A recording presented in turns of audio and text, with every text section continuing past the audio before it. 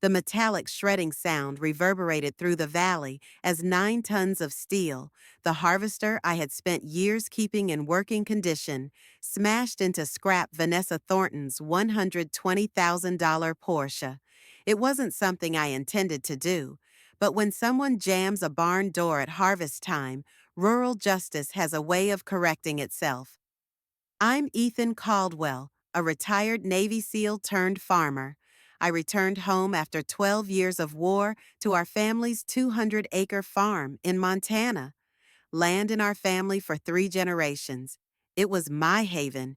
My dad passed away from cancer, but not before he laid a mission on me. This land is our legacy. Don't let it go. Those words became my calling. The switch from fighting to farming wasn't simple. PTSD had me experiencing everyday life as battlefields, but the beat of the land, the seasons, the work, soothed my mind. I spent every last penny of my military salary on resurrecting the farm, including a $180,000 loan to update it. This land, to me, was more than dirt. It was therapy. I respected property boundaries. My dad was an agricultural law professor, and I learned from his journals, particularly Montana Code Section 71-2-611, Emergency Access for Agricultural Operations. I put up legal no trespassing signs and kept records very carefully. Then Vanessa Thornton arrived. She was from Silver Valley Development, a corporation determined to turn our struggling rural neighborhood into a luxury estate and golf course. Neighbor by neighbor, my neighbors sold, most out of desperation. When Vanessa pulled up in her white Porsche, sinking heels into the spring mud, she made me an offer of 30% under market value for my land. I turned her down. She didn't accept rejection graciously. "No one goes against Vanessa Thornton and doesn't pay a price," she threatened. A week later, I heard equipment at 3 a.m. Her crew was already digging on my land without authorization. I put up surveillance and caught them constructing a decorative water feature a full 10 feet over the boundary. Then there was the sabotage: drained fields, blocked shipments, harassing legal notices, and finally, a trench that prevented barn access during harvest. She was squeezing me from all sides. My lawyer sister Laura came back after I alerted her to the need for assistance. She witnessed it and called it what it was: surgical eviction. We documented everything together: trespass, defamation, and willful disruption of business. Things were getting out of hand. Her thug Victor attacked me.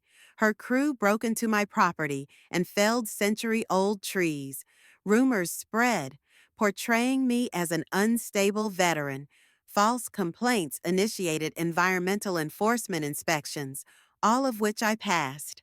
At a town hall meeting, Vanessa demonized my farm as a risk. "We have to look at the difficulties of veterans readjusting to civilian society," she said with false concern. I replied peacefully, "Negotiating with the Taliban was simpler than this." The crowd chuckled, but the mayor cut me off. Paid protesters yelled over me. That evening, I cleaned my father's shotgun, asking for answers, not blood. "They war with money, not bullets," I told his photograph. "So, how do I achieve victory?" Later, a text message arrived from an unfamiliar number. "Meet me at the abandoned silo. I have information." It was Greg Larson, Vanessa's assistant, and a one-time student of my father's. "Your dad got me through school," he told me, handing me a USB drive. "This is my payback to him." What it showed turned everything upside down. Vanessa wasn't looking for houses. She was going after rare earth minerals beneath my farm, billion-dollar deposits. Her company employed sham resort proposals to purchase land at cheap rates, then sold it to mining companies. We collected proof: shell companies, trails of bribes, forged permits. Even 1897 survey maps proved my boundary ran 30 feet past her claims. Reporter Jake Turner, another veteran, joined our fight. We took photos of mining rigs masquerading as construction. Security caught us.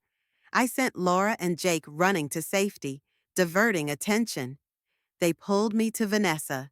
She dropped a foreclosure notice. She had purchased my loan. Pay $180,000 in 2 weeks, or I own it all. Sell now at half. When I returned to the farm, her Porsche covered my barn door, and rain clouds hung over $350,000 worth of wheat. If I didn't harvest within 48 hours, the crop and the loan were gone. Contractors had refused to assist. She'd bribed them. She had only one choice left: invoke Section 71 2 611, my legal privilege of entry upon agricultural land during emergencies. Vanessa laughed. My lawyers are $2,000 an hour. Your petty regulations don't intimidate me. Her bodyguards were on call. I ignored them, started my father's old harvester, and issued a final warning. Move your car, or I act under emergency access law. She sneered. You wouldn't dare. I drove ahead. Metal crumpled. Glass broke. Her Porsche fell on her. She yelled. Her guards dispersed. I stopped the machine, walked over to her calmly, and said, You were warned. Sheriff Tom showed up. I presented him with the statute. Laura introduced the video evidence. Greg gave over the USB. Then a federal agent emerged, Karen Hall of the FBI. We've been following Ms. Thornton over 3 states, she said. Fraud, bribery, ecological crimes. The FBI took Vanessa into custody on the spot. Her land acquisition was in vain. The court enforced my right to act pursuant to Section 71 2 611. Damages were granted, her assets confiscated. The people in the community rallied around me and assisted me in completing the harvest before the rains arrived. The grain mill paid top dollar. The farm endured. The debt was paid off. I later donated Vanessa's rebuilt Porsche to the Agricultural College with a bottle of bourbon and a note to lawful land ownership. Today, the Caldwell farm thrives. We've locked down mineral rights and launched the Caldwell Veterans Ag Center, training former service members to find peace in farming. Some call me a hero. Others call me reckless. I'm just a farmer who drew the line and held it.